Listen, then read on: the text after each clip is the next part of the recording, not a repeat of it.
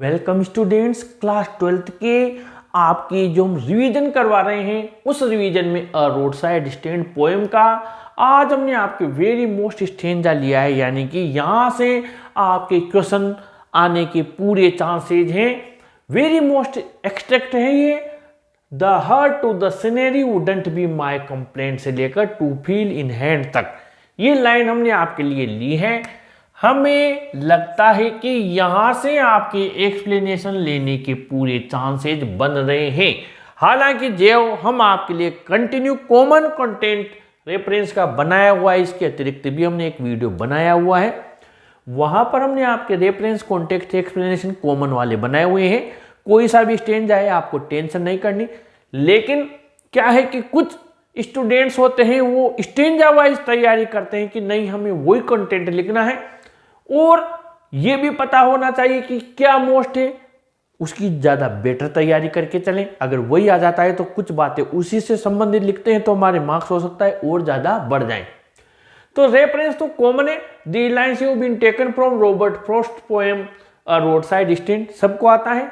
Context भी common है। In the lines the poet brings out the pains and sufferings of the poor villagers who try to earn some money by selling their goods at the roadside stand। इन कविताओं में इन पंक्तियों में कवि उन गरीब गांव के लोगों के दुखों कष्टों को बताता है, बाहर लाता है, प्रकट करता है, जो कि सड़क के किनारे दुकान लगाकर उनके सामग्री को बेचना चाहते हैं, उत्पादों को बेचना चाहते हैं, कुछ धन कमाना चाहते हैं। ये आप लोग दोनों में काम में ले सकते हैं। कॉन्टेक्स्ट में सबसे बढ़िया फायदा यह है कि अगर छोटे क्वेश्चन में आपके पूछ लिया जाए कि कवि इस कविता के माध्यम से क्या बताना चाहता है, तो फिर आपको क्या करना है, इन दीज लाइन्स है, इन दीज लाइन्स की जगह ध्यान देना। केवल मात्र जब क्वेश्चन आए तो आपको क्या लिखना है, थ्रू दिस पोएम। ठीक है, अगर ये शॉर्ट में पूछ लिया जाए थ्रू दिस पोएम, इस कविता के माध्यम से, ये ध्यान देना, ये क्वेश्चन कंप्लीट हो गया। आपके छोटा 2 नंबर का क्वेश्चन पूछ सकता है वो किस कविता के माध्यम से कवि क्या बताना चाहता है, तो आपको ये काम में लेना है, through this poem the poet brings out, ये बताना चाहता है। तो कॉन्टेक्स्ट से भी हमारा क्वेश्चन बन रहा है, आंसर बन रहा है। एक्सप्लेनेशन में आगे बढ़ते हैं। The poet feels pained to see the poor villagers sad and disappointed when brightly shining traffic passed by the roadside stand without paying any attention to it. बहुत अच्छी बात है।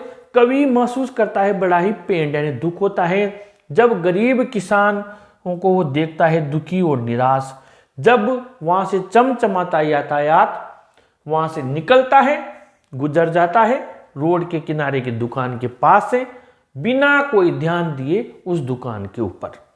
The car owners don't buy anything, on the contrary they complain about wrong sign boards and hurting the scenery. Car वाले कुछ खरीदते तो नहीं है, बल्कि उल्टा वो शिकायत करते हैं कि ये नॉर्थ टेढ़ा क्यों है, साउथ टेढ़ा क्यों हो रहा है, और इस सीनरी को पूरा जो भू दृश्य है, इतनी सुंदरता है, तुमने बिगाड़ दिया, यहाँ पर दुकानें लगा ली, यहाँ पर बैठ गए, और उन पर वो कंप्लेन करते हैं। The poet says that the suppressed desire of the villagers is, अब ये आ गया मेन इस स्टेंजा की, ये हर सीनरी आ रहा है, आप देख रहे हो, उसी से संबंधित लिखा है हमने। मेरी शिकायत नहीं है, पैसा कमाना चाहते हैं, तो वो कवि कहता है कि उनकी सप्रेस्ड यानी दबी हुई इच्छाएं है गांव वालों की। समवन फ्रॉम द सिटी, शहर से, विल स्टॉप, वहां रुकेगा, बाय देयर स्टैंड, उनकी दुकान के पास, एंड बाय, और खरीदेगा, समथिंग फ्रॉम देम, उनसे कुछ खरीद ले, रुक जाए, by setting up their stand, वहां पर उनकी थड़ी लगाकर, दुकान लगाकर, so far away from the city, शहर से इतना दूर, they also want to feel some cash in their hands, वो भी चाहते हैं कि कुछ नकद पैसा शहर वालों का, इन गाड़ी वालों का हमारे हाथ में आ जाए, to lift their living standard, ताकि इससे उनका लिविंग स्टैंडर्ड यानी जीवन स्तर ऊपर आए, ऊपर उठे। लिफ्ट या इम्प्रूव भी आप लिख सकते हैं।